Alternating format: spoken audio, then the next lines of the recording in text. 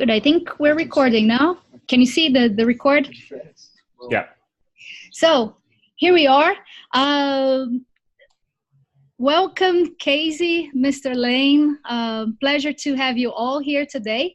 We are already with the Brazilian Ethereum community. Some very cool developers came. And I would leave the ball with you so you can enjoy yourself, introduce yourself, the project, talk about everything that you bring to us here is already a big plus to the Brazilian community. I think there's so much that you're working so hard that the people are going to benefit a lot if they can at least take a look at the code and join the community. So I'm going to pass the ball after you do your introductions and all that to the most technical people in the audience. Feel free to ask the audience who knows what and all that. We have a small crowd today, so you're also welcome to get familiar with who's listening to you today. Okay? Great. Thank you, Juliana. Thank you for all your hard work coordinating this. I know it took us several weeks to make this happen. Big thank you also to Jared and Casey for joining from the Ewasm team. Do you guys want to quickly say hi as well?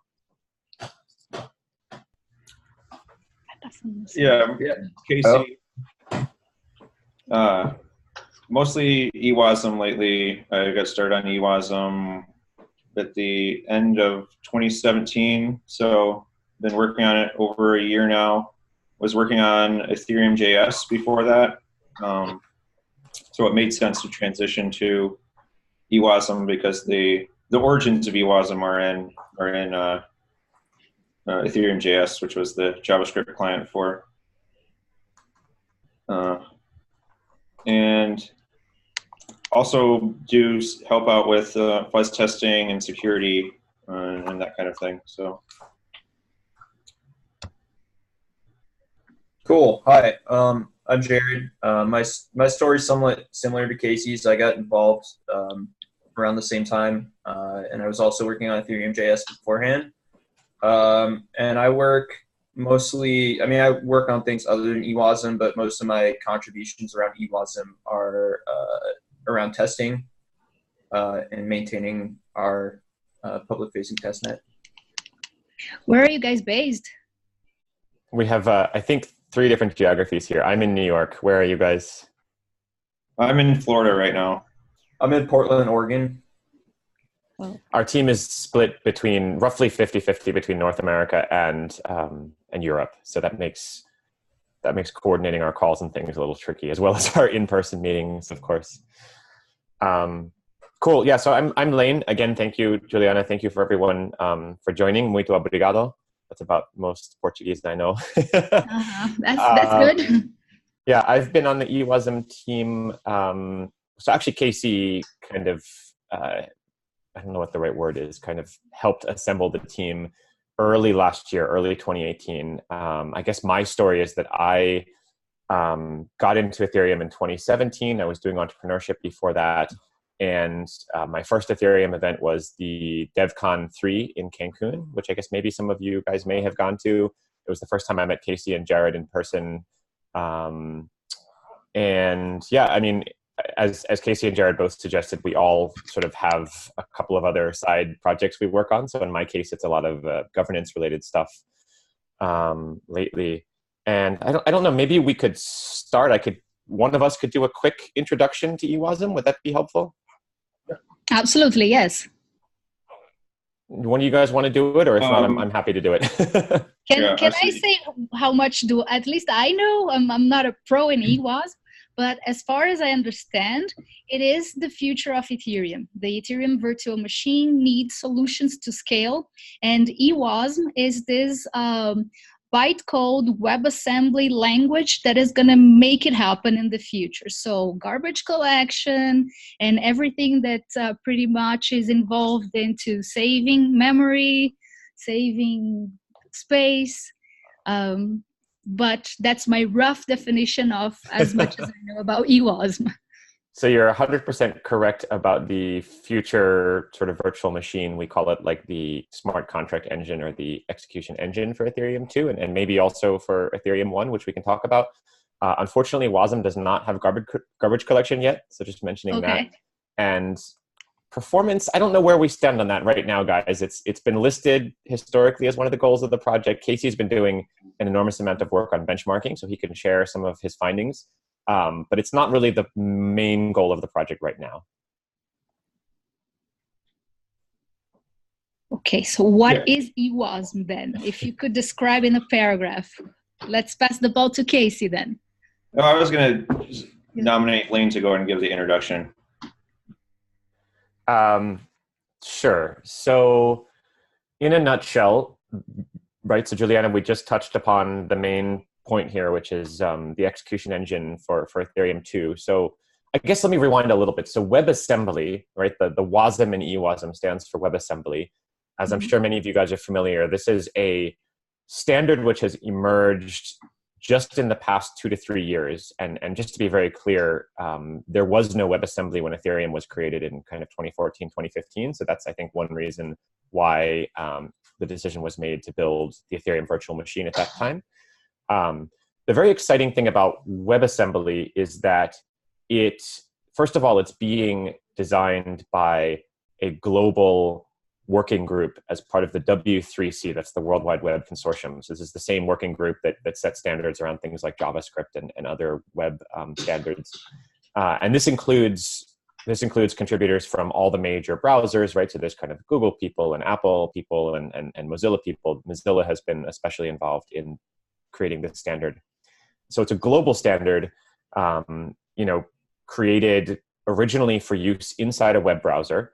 And there's been a few attempts in the past using other technologies, so things like NACL, right? This is Google Native Client, as well as mscripten and asm.js, basically to create a platform for running native type applications inside a web browser. So running anything that can be compiled down to something like C or C++, anything written in a language like C or C++ that can be compiled down to I guess sort of target.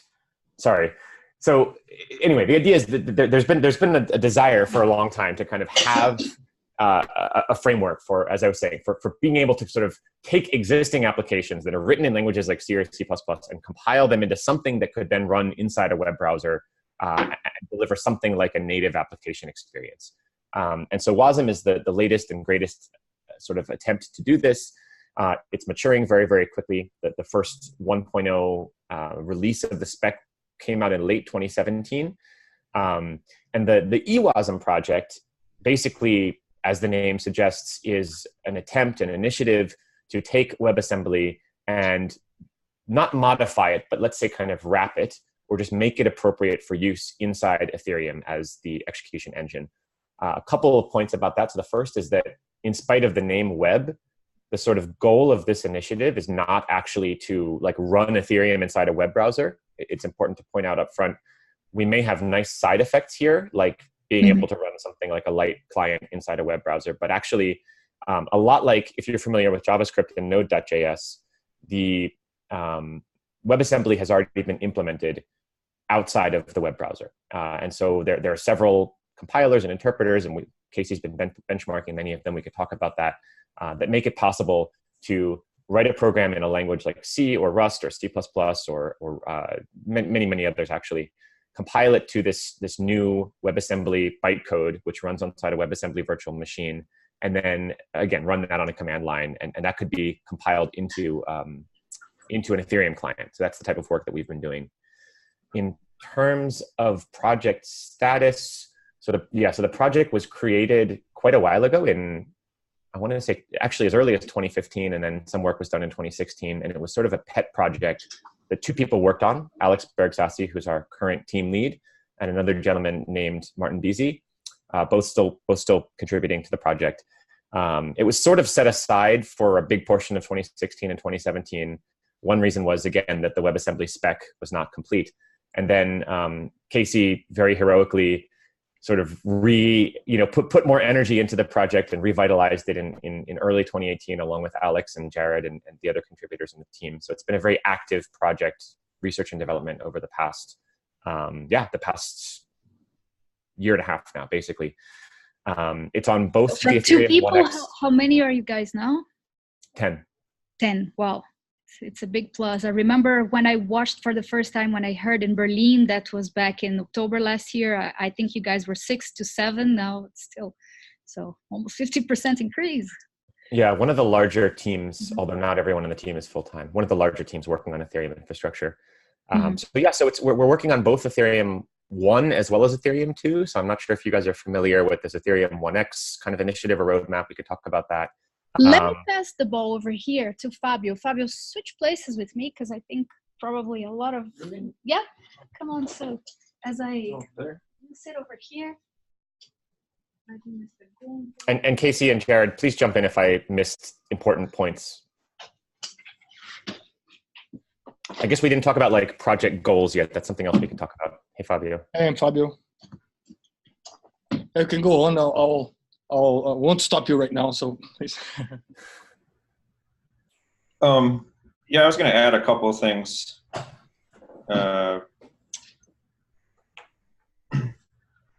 Let's see. I think what Elaine mentioned earlier, that the goal wasn't to run an Ethereum or Ethereum clients inside the web browser, and I would partially have to disagree. I think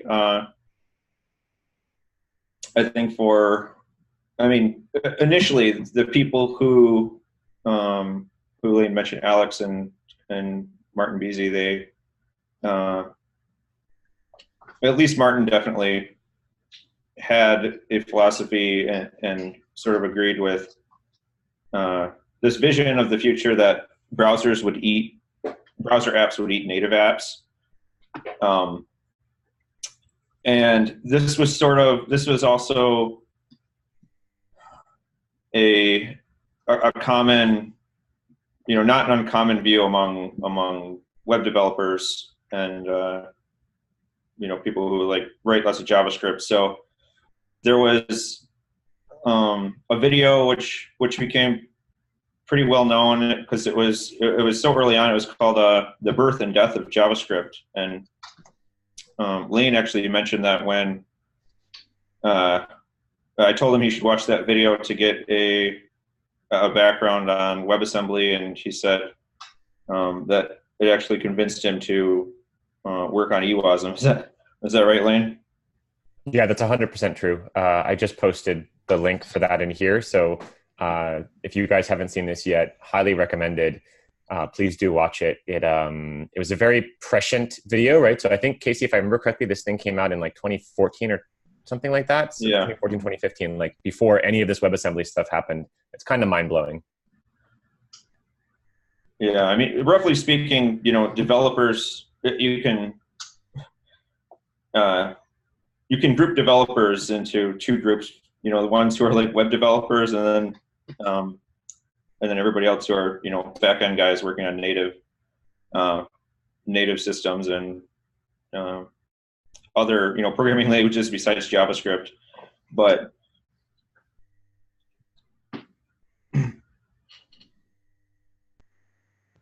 yeah, but where's I going with this?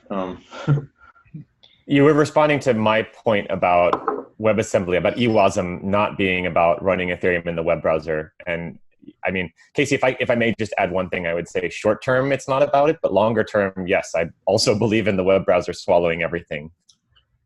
Yeah. So, okay, now I remember what I was going to say. So I think initially people were looking at WebAssembly as, getting things to run in the browser as being the language of choice or the platform of choice to run apps in the browser. But more recently, WebAssembly is a solution for cross-platform builds and cross-platform deployment outside of the browser. So now non-web developers, just people who are writing building native applications, they're interested in WebAssembly as something that is a solution for cross-platform compatibility. Mm-hmm. And how different will be like Ewasm from the vanilla, the regular Wasm?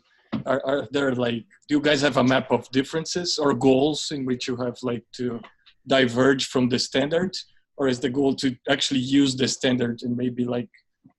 Yeah, the goal is to use the standard. So that's why, my favorite catchphrase lately is Ewasm is just Wasm. So by not changing the standard, it means Ewasm is compatible with any WebAssembly engine, out of the box, with the catch that the E part of Wasm is for host functions. So it's they're the interface methods that clients would have to implement. And so, for example, in a browser, you implement these interface methods in JavaScript. For other engines, so if you have a WebAssembly engine in C++ or whatever, then you implement your host function sort of in that same native language. There's a short little equation that I like to share that's a tiny bit reductionist, but I just posted it in the group chat here. I basically said that Ewasm is Wasm, as Casey said. We remove sources of non-determinism, so a particular floating point, which would cause problems, and we add metering and we add the host functions that Casey was talking about. Mm-hmm. Yeah, but the main point is that it's strictly compatible with any generic Wasm engine.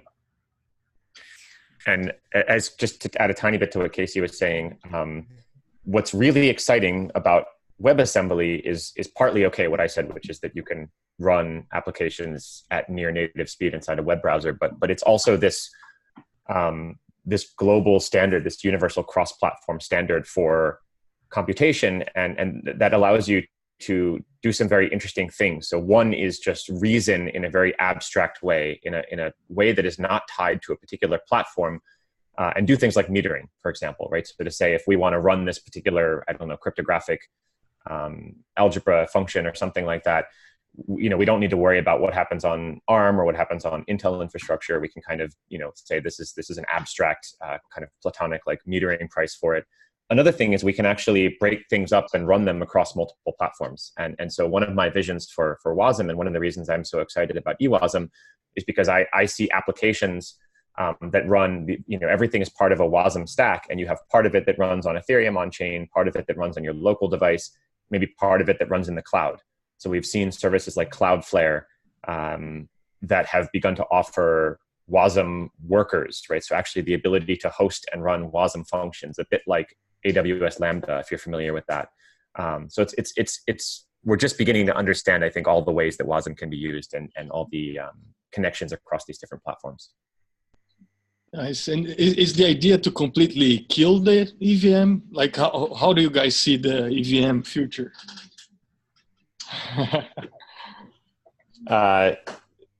Jared or Casey, this is obviously a very hot topic that we talk a lot about. Do one of you guys want to answer that? Jared, how about you? Yeah, I think that maybe not kill the EVM, but maintaining backwards compatibility with existing contracts. Obviously that's a no-brainer. We need that.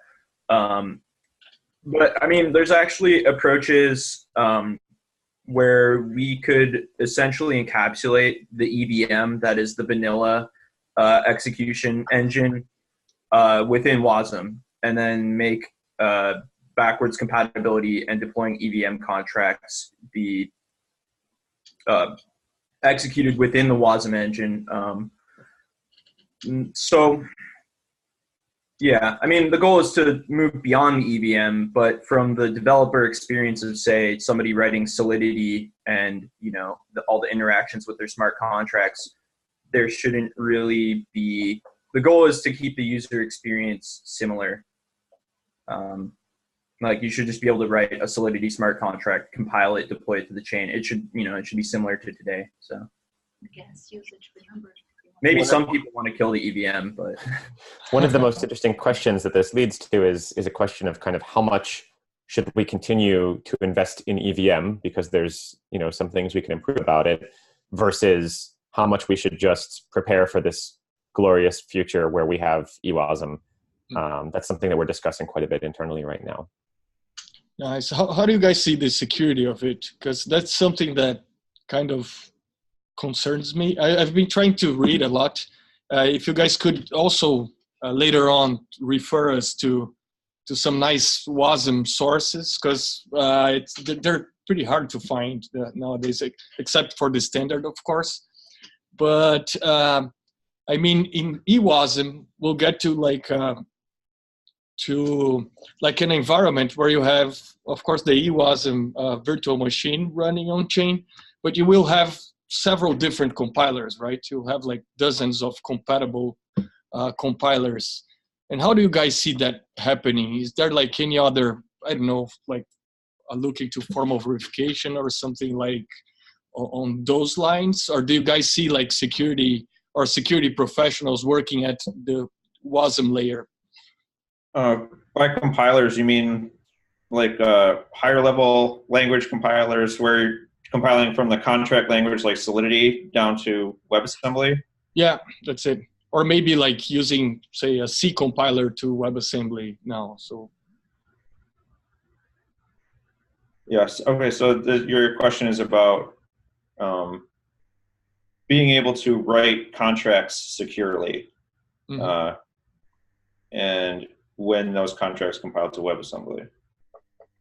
Yeah, because there's another issue of security which core developers are more concerned with, which is how to make sure that the WebAssembly engine is bug free and you don't have consensus bugs in the engine. But yeah, for dApp developers, they're more concerned with you just have to assume that that the engine is secure or correct, and then as a dApp developer, your concern is that the contract code that you write is going to be correct and secure when it compiles down to WebAssembly. Are the sort of this piece of it, right? The kind of security considerations for dApp developers or smart contract developers, are those really any different under Ewasm than they are under sort of EVM, Solidity plus EVM? No, I think it's the same. The same set of issues and the same questions. So I think the more interesting question is the one you first touched upon, which is the security of like the VM layer itself. Not necessarily. I think for, with say Ewasm for Ethereum 2.0.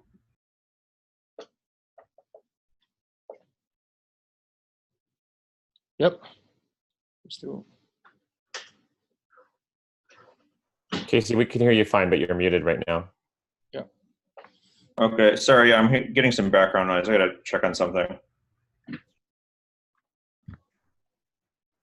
I'll just add another thought, right? Which is Fabio. Did I get that right? Right. You're still showing up as Juliana here, so it's confusing. Sorry. No, it's fine. So Fabio, you're definitely right to raise the concern, and you did touch upon this, right? That kind of the compiler itself, right? So if the compiler itself becomes kind of part of the protocol, then you're kind of, as Casey was saying, you're kind of trusting that the compiler itself is not going to cause problems and is not going to lead to consensus failures. And if you're running multiple compilers and multiple different clients, right, that becomes even more complicated. I guess the point I wanted to make is that we start with interpreters, and we feel that interpreters are much safer than compilers. And so, for example, like Parity has an interpreter called Wasmi, WASMI, that they built and rolled out in their Kovan testnet already quite some time ago. And I'm not sure if they're using it for Polkadot or not. Someone else may know better than I, maybe not. They wrote that themselves. And the interpreters are nice because they're safe, but they're also very slow. And so some of the benchmarking work that Casey has been doing is comparing interpreters as well as compilers, Wasm interpreters and compilers to EVM performance. But if we want to unlock some of the better performance, then we want to move in the direction of compilers, which raises these safety concerns, concerns about things like JIT bombs, right? So if we do sort of just-in-time style compilation, there's certain code patterns or sequences that actually can cause compilation to slow down quite a bit. And so Casey did some testing on this, like fuzz testing, and actually did discover at least one of these. So it's definitely a problem. And so it's a problem with optimizing compilers, but we can actually start with simpler single pass compilers.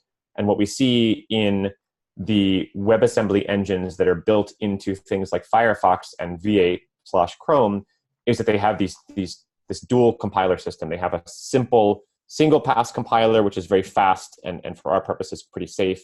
And then a second optimizing compiler, which runs kind of in the background, and then execution would switch over to the optimized kind of binaries once those are finished compiling. So we probably start with a single pass compiler. Great. So, we do have a question on the text here from Matthias. Matthias. Hopefully there won't be feedback. Oh yeah, there will be. Hang on a second. Thank you.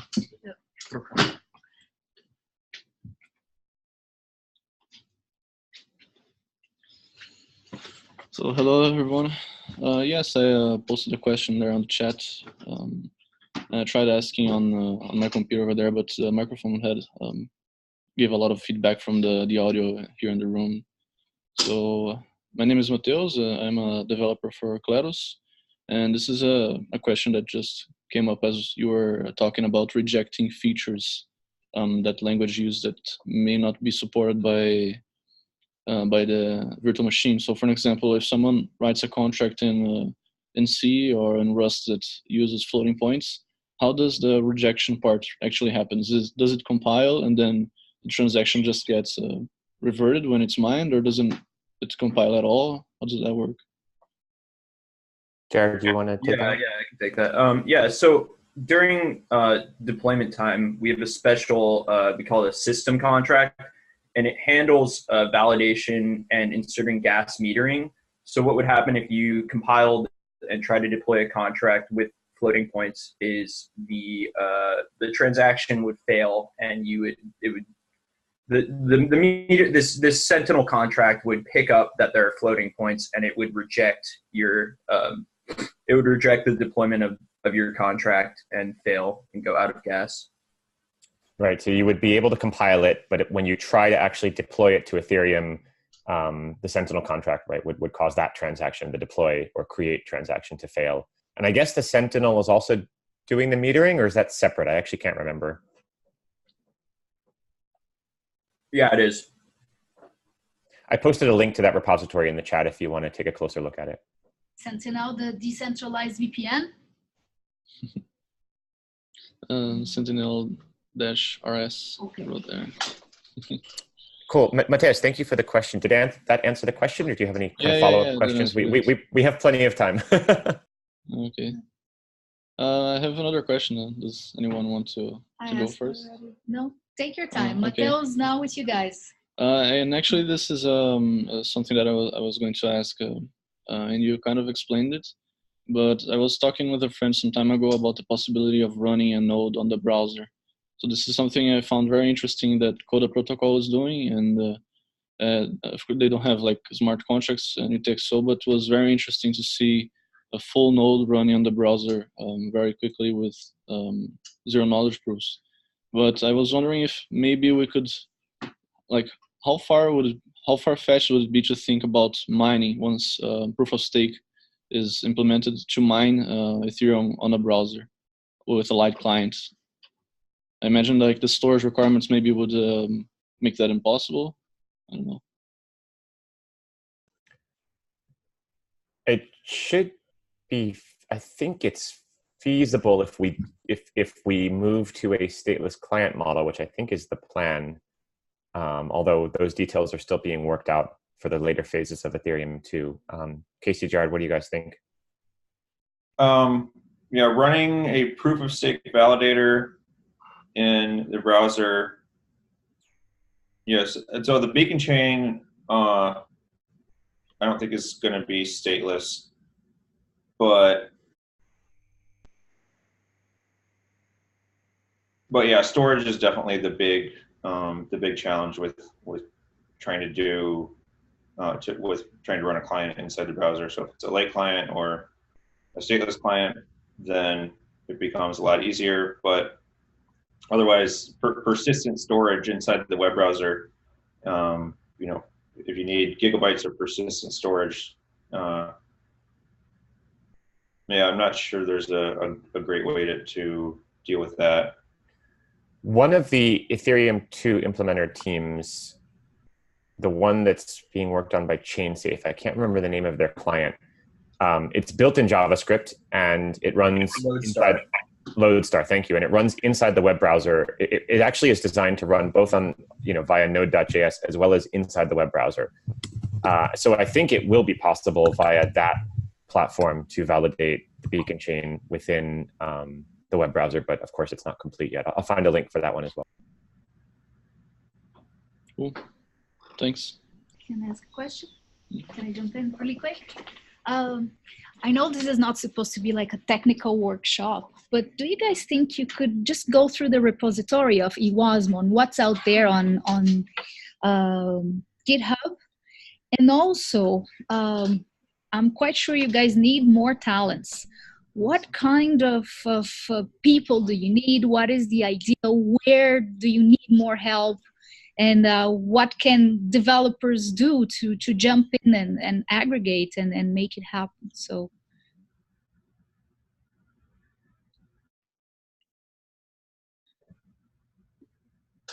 let me see if I can open the Ethereum repository from here and then we have something like 100 repositories inside github.com/ewasm. Actually, one of the things that we've been working on is cleaning it up a bit, but I guess there's probably 5 or 6 main ones. Yeah, I mean, we are an open source project. 100% of what we're doing is open source. We are always looking for contributors and happy to have contributors. And in fact, many of the people on the team started as GitHub. Just a quick second. GitHub.com/ewasm. Yeah. Mm-hmm. Sorry, it's perfect. Let me Ewasm. see if I can also share screen. Can you guys see that here in the audience? I guess they can. Okay, so once we are in github.com, where do we start looking at? So I'd start with github.com/ewasm/design. Mm-hmm. Let me just see if I can share screen here on Zoom. Or if you would like to share your screen. Where? Esse aqui? Aqui, share. Perfeito, Google Chrome. Great, so /design, right? Yeah, design is the right place to start. That's the first one listed there.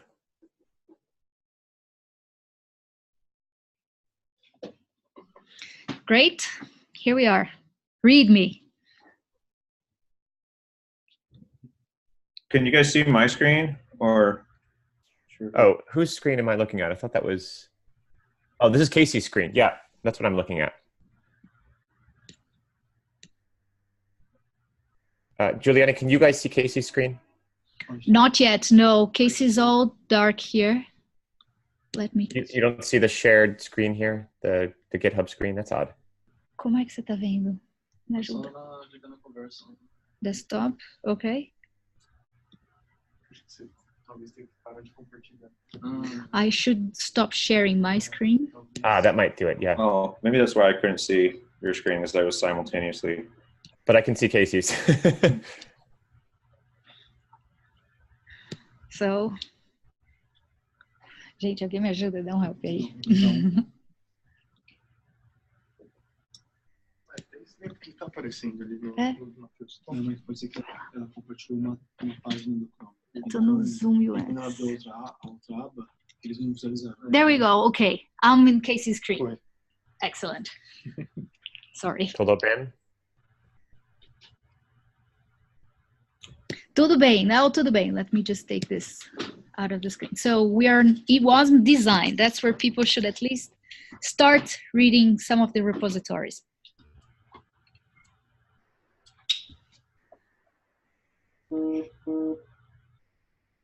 Casey, you're muted. I don't know if you're saying something, but I cannot hear you. Oh, now Casey's muted. No, okay. There we go. Yeah, no. Awesome. Yeah, I don't know. I mean, there's so many repos, but the design is sort of the top level one that describes everything else. So the specification revision 4, that refers to this file right here, ETH interface.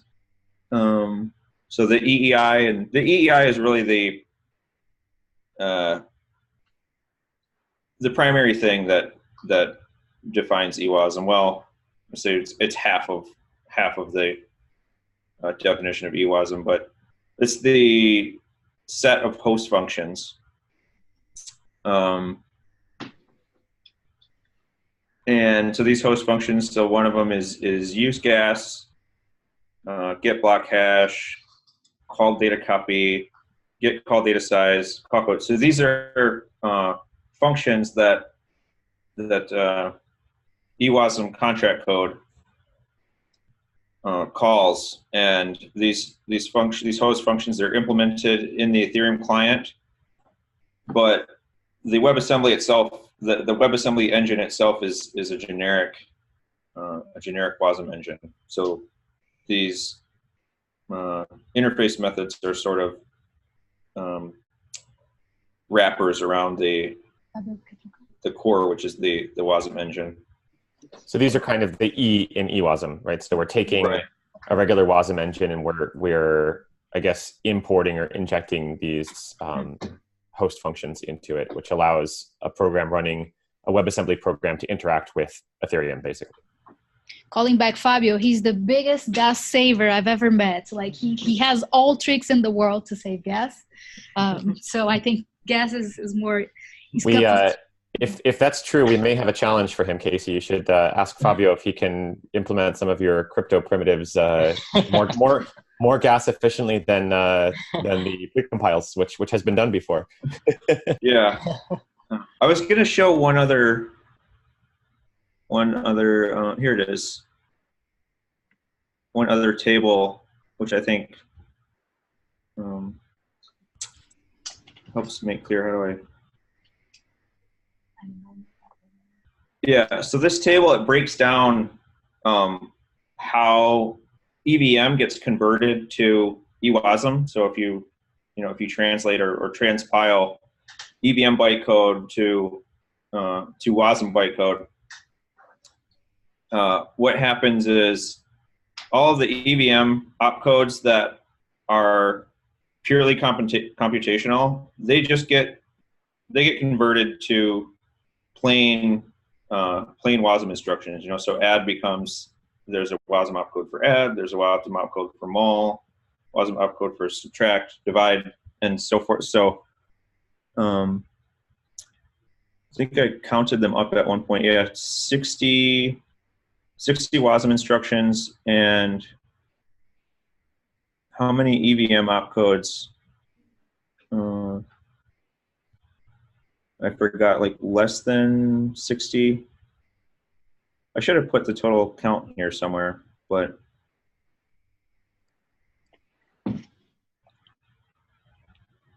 anyway, and then so all other EVM instructions, the ones that can't be reduced to pure Wasm instructions, they're the EVM opcodes that do things that are Ethereum specific. So calling other contracts, creating contracts, writing to contract storage, getting the block hash, getting the block number, getting the gas price. So obviously, there's not going to be WebAssembly instructions for these Ethereum specific things, which is why they become host functions or interface methods. And so that distinguishes, but EVM, it doesn't distinguish between computational opcodes and these Ethereum specific opcodes. And whereas we make that distinction with Ewasm. Yeah, I mean, that's one of the things that allows you to write a program in another language and compile it down to Wasm, is that it doesn't have any of these weird Ethereum specific opcodes. Sorry, Fabio, go ahead. And is the map of like gas cost of opcodes will be inherited too, or are there going to be any changes on on the cost of operations there? Well, so even for EVM, you know, the cost of all these, most of the opcodes are probably going to change. They're not priced very well, really, at all. If you if you look at the benchmarks. So with EVM opcodes, it's sort of it's a game of whack-a-mole right now, where when a particular opcode is underpriced, then it sort of becomes either the bottleneck in execution or denial of service, potential denial of service vulnerability.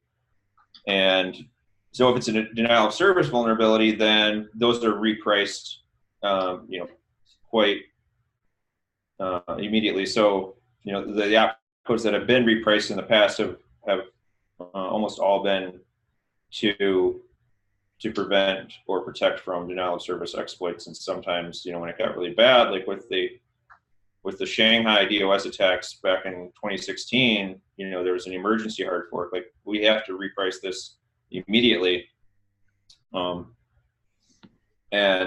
it was done within a matter of 2 weeks. So the gas cost of EVM opcodes, trying to assign a cost is a pretty difficult problem in the first place.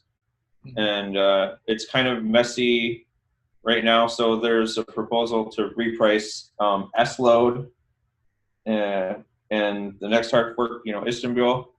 And so the cost of S-load, it turns out S-load is one of the probably the most underpriced opcode in EVM right now. And so it should be like at least 10 times more expensive, but and it's actually the main bottleneck in execution. But it's going to be, the proposal right now is to raise the cost of it 4 times, so to go from a gas cost of 200 to a gas cost of 800, and even after that, it's still going to be underpriced. So so I don't know, to answer your question, no, there's not really an attempt to preserve the cost of opcodes. I mean, for backwards compatibility, if and when transpiling EVM to Wasm and then executing that in a Wasm engine, but where it looks like it's an EVM engine, in that case, the cost of each EVM opcode will be identical. But in the general case of an Ewasm engine, the goal is to try to price opcodes, correctly, which is, also the goal with making, with adjusting the price of EVM opcodes currently, with each hard fork. Thanks. Let me just see. Alguém tem pergunta? Se quiser passar, ou se quiser que eu faça aqui também, alguma ou perguntas difíceis aí. Tem aí no gathering questions here, guys. Just a sec.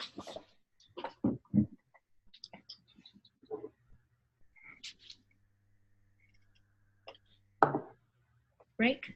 Não, eu perdi perguntas aí para tudo. Mas eu não sei, eu acho que a gente pode. Você tem pergunta aí? Basically, just to have an overview of the repository, so they show the design, some of the codes that they can already test in the Ewasm environment. So I can go to the other main repo, I think, where most of the work happens would be Hera. And so now that we've seen the EEI methods in sort of the spec format, this is the implementation. Hera contains an implementation of the EEI methods. So they're in this function, this file right here, eei.cpp, and so there's a couple of debug methods. So here's the implementation. Get gas left, get external balance, get call value, code copy. Yeah, so just in where that last file had the list of each EEI method, this is what it looks like when when it's implemented in in host functions. That's actually really cool, Casey. Thanks for showing them the other side. I think it really helps connect the dots to see it on both sides. Yeah, it was really great. Have you guys implemented self-destruct already? Or? Yeah, that's in here somewhere. Where is it? That's polemic. Yeah, here it is. Cool. Yeah, and so Hera is so it's not a Wasm engine. What it is, it's a glue between existing Wasm engines. So it pulls other Wasm engines as plugins, and it supports 3 different Wasm engines. So one is Binarian, another one is Wabm, and then another one is Wabbit. So for example, if I go to Wabbit,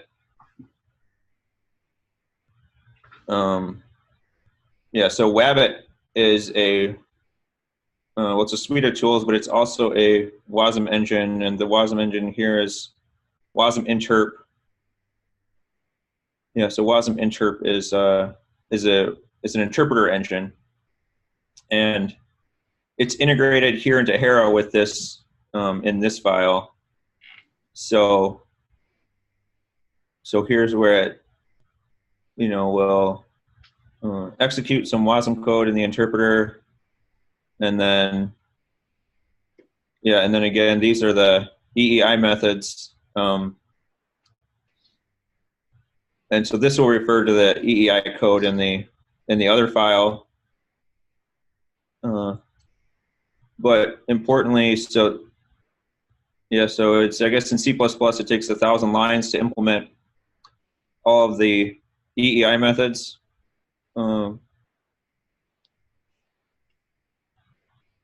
Well, these 1,000 lines for the Wabbit wrapper, and then plus the implementations in the EEI.cpp. But none of this is the Wabbit interpreter, right? The Wabbit interpreter is all imported from the Wabbit code.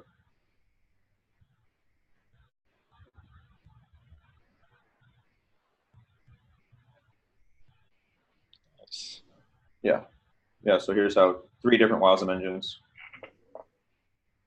Is there a specific testnet that you are all in, or any of the testnets of Ethereum can be used to try those contracts and those implementations? Yeah, we do have a testnet. We have our own testnet basically, so it's not part of like Ropsten or Rinkeby or one of the existing ones. Yeah.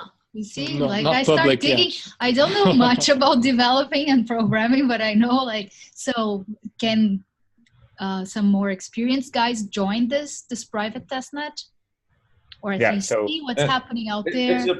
It's a public testnet, so it's at ewasm.ethereum.org, and maybe Jared knows if it's been working lately, but yeah. So I mean, it's a proof of work testnet.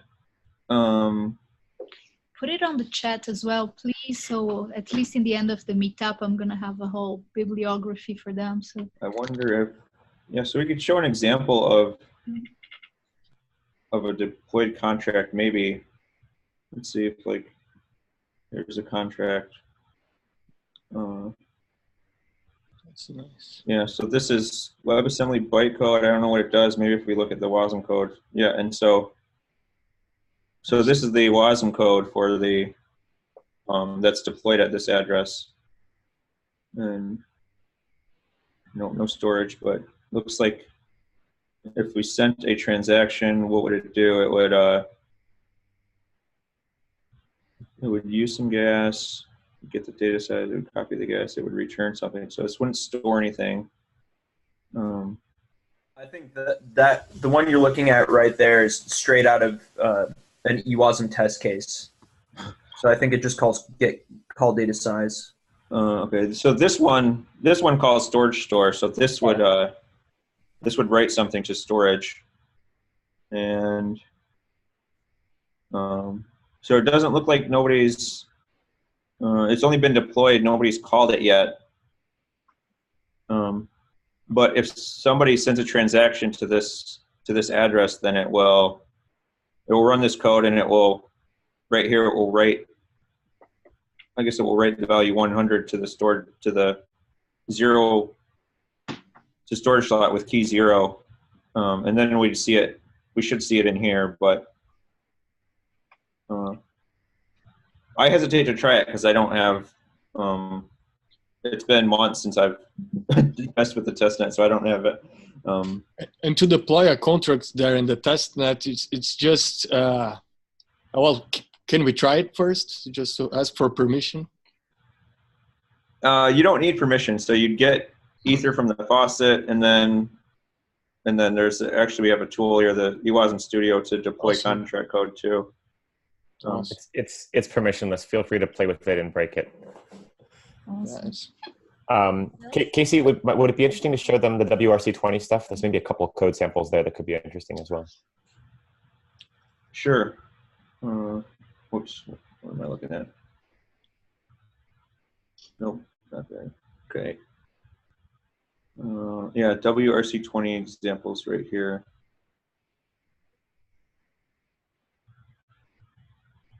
This is a bare bones version of ERC20 that just implements 2 functions, balance and transfer, and we've implemented it in about 5 or 6 languages to just show you, just as a sample, basically.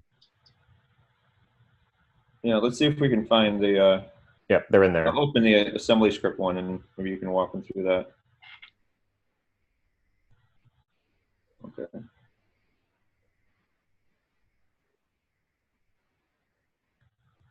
Yeah, do you want to walk them through the assembly script, Lenny? I'll just scroll and. Sure. Yeah. I mean, it's pretty straightforward. So this is assembly script, which is kind of a dialect of TypeScript. So it's typed JavaScript.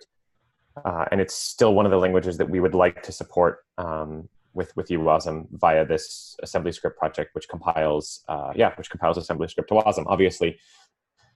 So if you look at this, there's a main function which basically implements the API, and it's a little messy, right? So that switch statement on line 15 just receives the incoming data using call data copy. It's doing memory management here. You can see on line 12, there's a allocate memory call. So that's like a,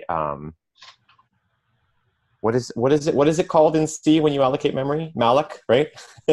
Similar to that. And then basically implements just these 2 functions, balance and transfer. And we can just go to the first one, do balance. So basically, the key thing here is that it's calling, so you're doing memory management by hand, and then it's calling these EEI methods on line 32 and 34 and 39, call data copy, storage load, and finish. It's basically calling them directly. It would be really cool to show the cleaned up version of this. Give me a second. I'll find it. It's funny. Let me ask the audience while you find. Yeah, of course. This will take me just a second. C++, anybody? Here, one. Very nice. How are you doing? É TypeScript. É aquele. What else? Casey, I just sent a link to you on Telegram. Would you mind opening that?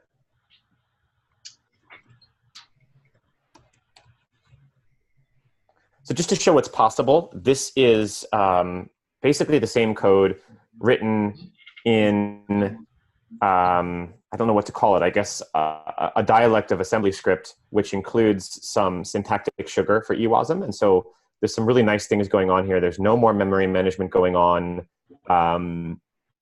We have decorators here, like the Ewasm decorator on line 13 and the store decorator on line 15.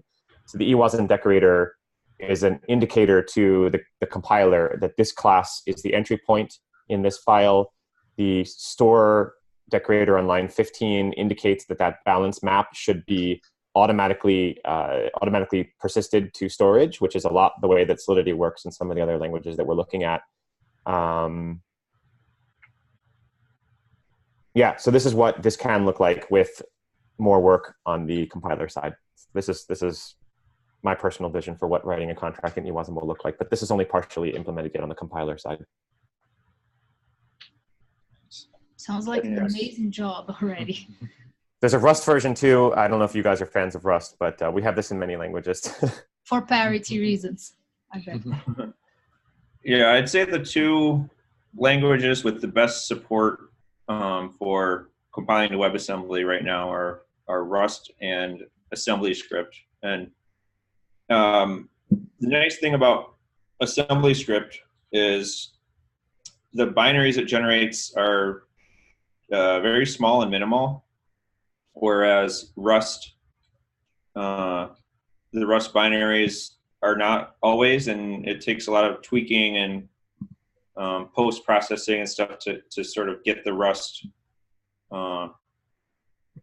binaries, you know, minimal. And because with Rust, Rust is concerned with so many things, and you know, WebAssembly is not the primary compilation target for Rust code. Rust, you know, it generates native code, so it always Rust always includes like the standard library in the WebAssembly blobs that it generates, whereas AssemblyScript will only include you know, the stuff that you explicitly wrote, and AssemblyScript, it only targets WebAssembly. So what I'm excited about is the being able to interoperate between, say, Rust and AssemblyScript.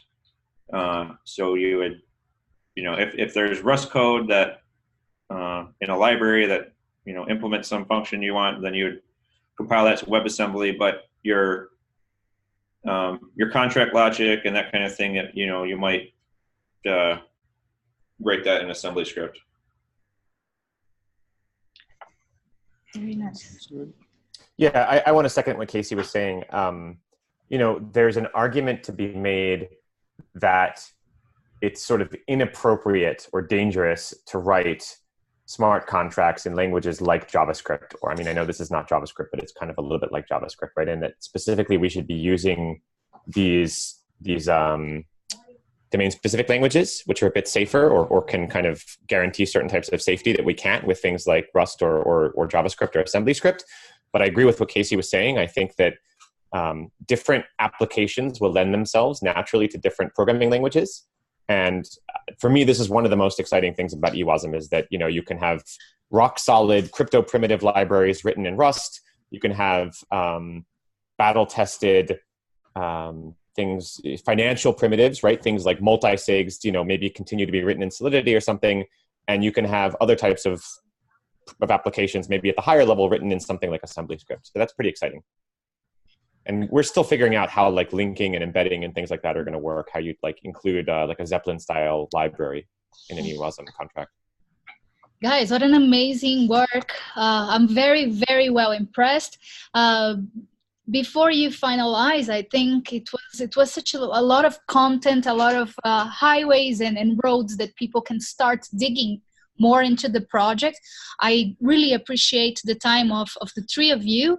And now I'll just quickly go to my audience here to see the feedbacks, and you guys also feel free to know what are the crowd that is joining us here today, okay?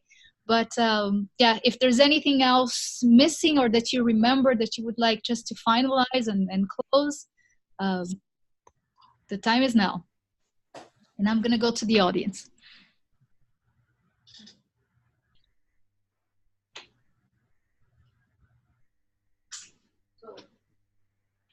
William, say hi. So, how did you like it?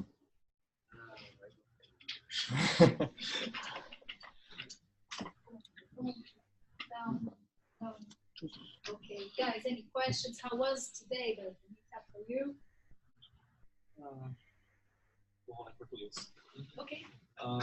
Foi legal. Eu acho que peguei muita coisa aqui. Só tem que permitir isso aqui tudo, muita coisa. He was saying that he liked a lot, that there is so much content for him to process and digest. But so he took a lot of notes. That's very nice to know. So someone being evangelized by the Ewasm team, you? Cool. Yeah, thank you for that feedback. Achei bastante interessante, bastante conteúdo. Okay. First time joining an Ethereum Meetup. Good, solid content. It's quite heavy metal today. Henrique. Yes, I also need to study. I believe it is very common for us see it because, for example, for me, I have more experience with contracting with Solidity, and I have studied depths and programming it, and I have one doubt that when this project will be in production, when I can use in my depths, or because in Brazil, example, and last year, the same class, there are a lot of people because Bitcoin increased the value here in Brazil, so a lot of people incoming know about blockchain, and so I believe we need now is create more projects, and the people need to see another project in production. And my doubt is when do you believe the simple person like my mama, my father can use this application in your days? There's a question for you guys. That's a really hard question. Yeah, thank you for the question. Just to clarify, you're asking, maybe there's two pieces to this question, I think. So part of it is like, when will Ewasm work in production? And maybe the other piece is, when will there be apps on Ethereum that your mom and dad or my mom and dad can use? Is that accurate? No, let you talk about Ewasm now. Ewasm, okay. Wow. Casey, Jared, what do you guys think? When Ewasm? When we're going to be grandmas and grandpas, we're going to have Ewasm and we're going to be super pros in that. The reason it's a hard question to answer is because we're still figuring out the right roadmap, and it's not black or white. It's not like we flip a switch and turn on Ewasm. There's a lot of groundwork that needs to be laid first. So we're doing a lot of work right now with things like precompiles, right? So saying, can we take existing precompiles and like write them more efficiently in Ewasm? Is that a good step in the right direction? It also partly depends on the Ethereum 2 roadmap. So I guess maybe Ethereum 2 is the easier case. They're planning to roll out phase 0 at the end of this year or the beginning of next year. Phase 1 would be sometime in 2020, and phase 2 would probably not be until either the end of 2020 or early 2021. So that's still a ways away. We may see pieces of Ewasm become part of the existing Ethereum network sometime later this year, I guess. I don't know. Again, Casey, Jared, what do you guys think? No, thank you. I understand you, and but my question is only to improve these talks in Brazil and bringing more people to know about that. And I don't know for you, but here the people like to see the thing works.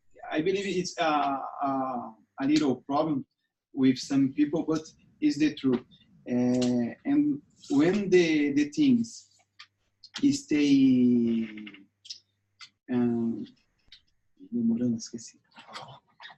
the delay. And when the things stay delayed, some people starting to give the topics and don't like more Ethereum and start to talking about Hyperledger, start about Corda or another things. So I am so happy and about this meetup, but I would like to improve another topics like this and bring it for us and bring it for another programmers examples and how I can to help the community in Ethereum. How can I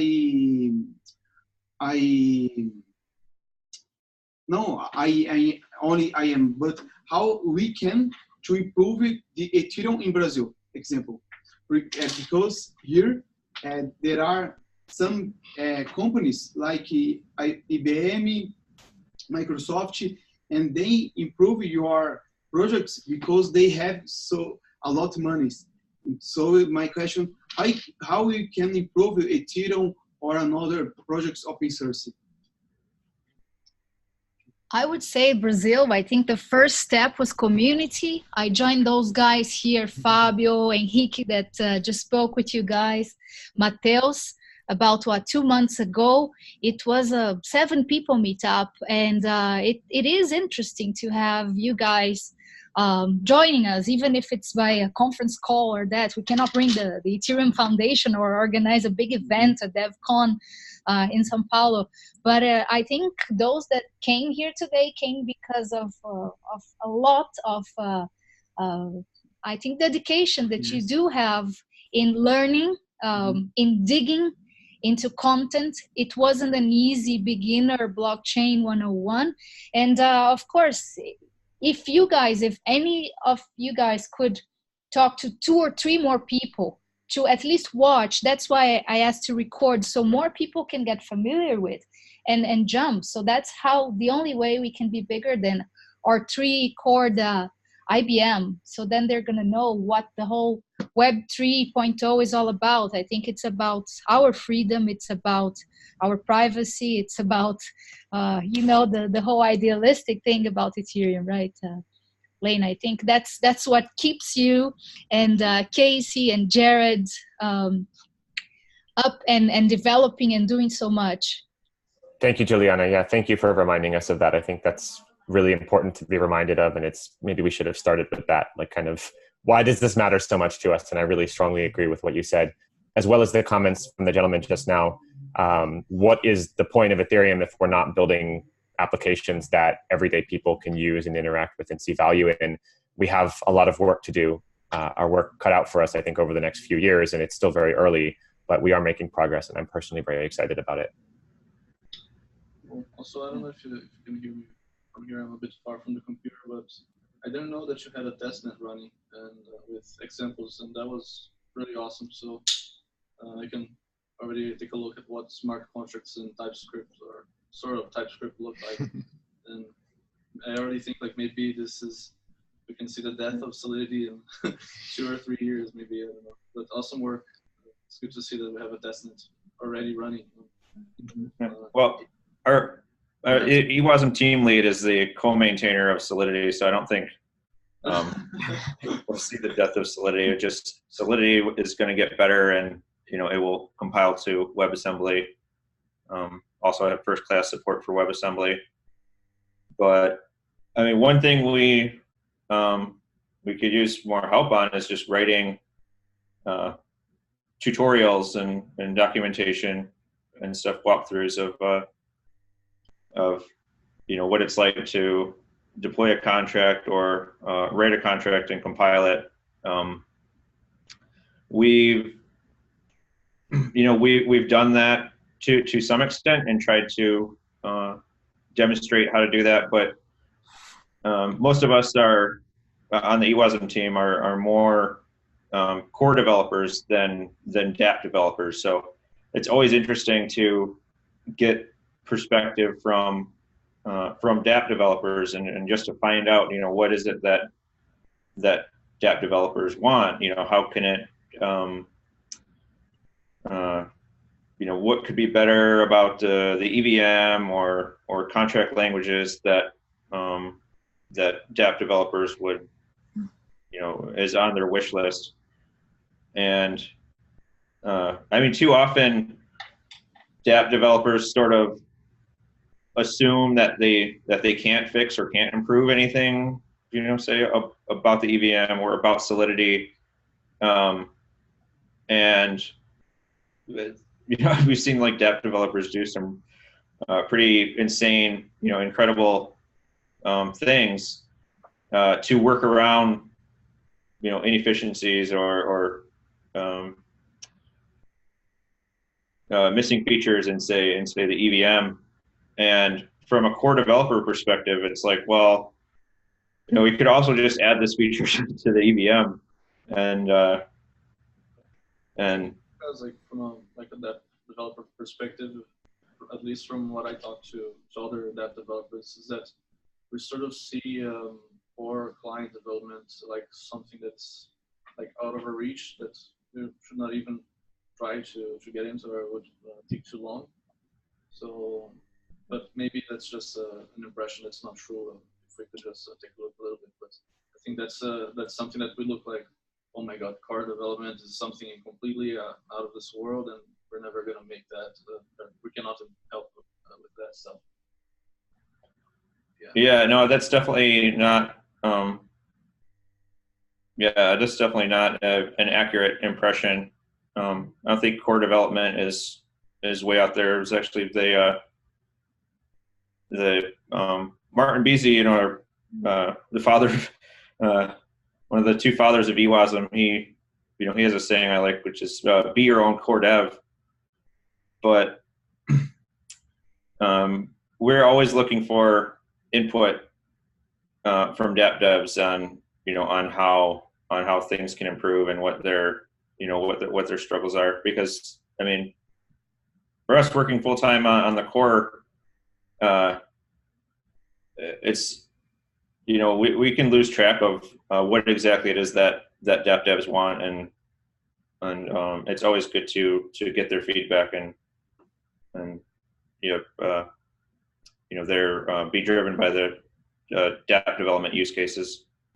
I think dog fooding is good. I did a hackathon last year where I actually built a dApp for the first time, completely end to end from scratch. And I realized I learned a lot about the tooling, and I think I understood the use case a lot better. One other thought, which is, I know that a lot of the kind of virtual machine stuff we're talking about sounds a little scary if you're used to building applications at kind of the application layer, web or mobile. I just wanted to mention that 2 years ago, I was a web and mobile application developer. I'd never built a virtual machine or touched anything like that before.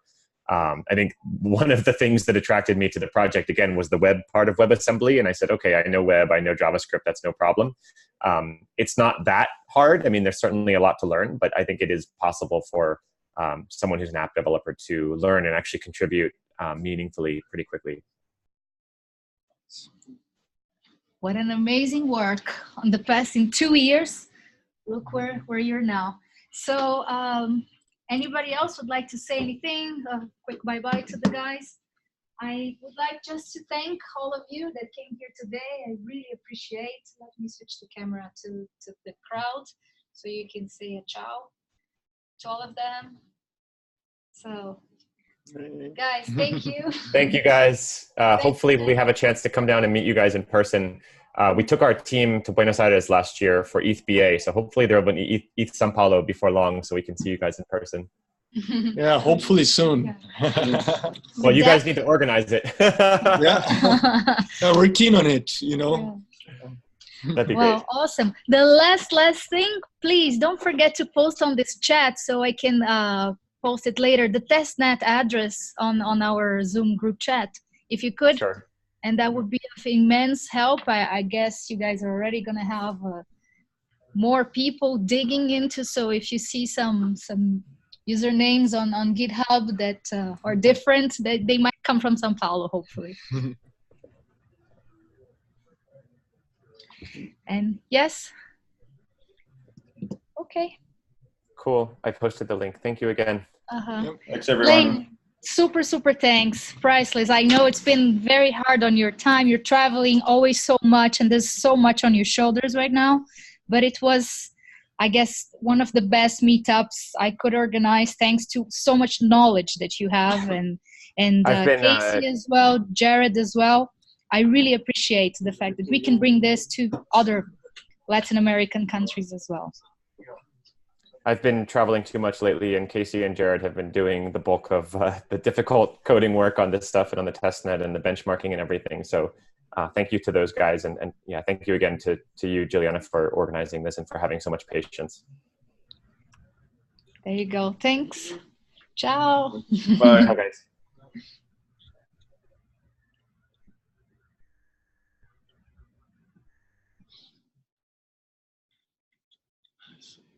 To them.